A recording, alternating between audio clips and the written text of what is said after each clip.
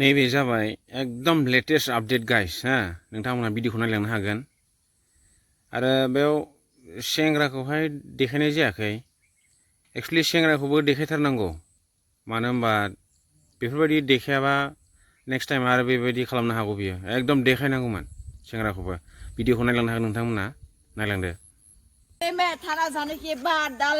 दाल सब्जी खाएगा इसके बाद मार जाएगा मैं हाथ काट के अच्छा नायदो हमजानानैबो लाजिबावाबो गिबावाबो माबायदि मानसि जागोन नायदो आंखौ बोसोरसे गारनायाव बेसेबां जाखो रिलेसना सोरजों लाबोखो बोसोरसेयाव गैया आंनो मास मानो खिथानो हाया आंलाय खिथा हटेलनि सेंग्राफ्रानो खिथागोन रेकर्डार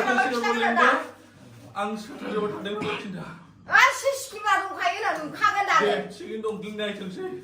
सिसिखौनो साबैसे लानो नोंलाय हो हिनजावना सानै दंनो ओमफ्राय आंनो 3 नाम्बार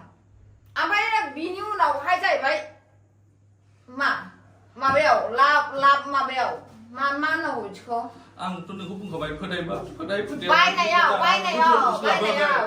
बुस्थु लाबोयाखै आं होमबालाय बे रेन्जिवलसो बे हटेला ना बे रेन्जिवल नंगौना नङा बे हटेला सैथो खोथा बुंदों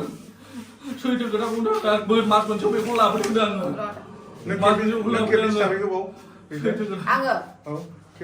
सिगां फार्स्ट रिलेसनाव आं फरायनायाव आं खेबसे फैबाय बोसोरसे सिगाङाव आं खनसे फैबाय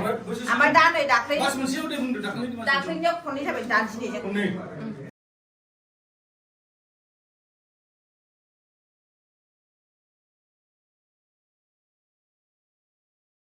दाल सब्जी खाएगा इसके बाद मार जाएगा मैं हाथ काट के ओके फाग्लासो जागोनलाय मा होननाय जायो या नुबाय आखलखौनो किसुमान मानसिनिखौहाय मुझे देख रहा है ना कारेक्टारजोंनो मिथियो थारा जबाय नै फाग्लासो थानायाव गावनो हाबखाबाय नै बालाजान पुलिस आउटपस्ट हाबैनोसै माने बे सेंग्रा स्टाइल देखायो आं मा खिथानो मा खालामदो दा हाबा लागोन ना मागोन आंथ' लायो बे लाबा बे लागोन नालाय सों बेनाव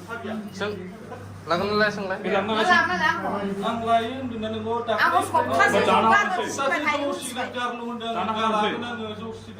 सप्तासे भिडिअखौ मोजां मोनदोंबा अन्नानै लाइक खालाम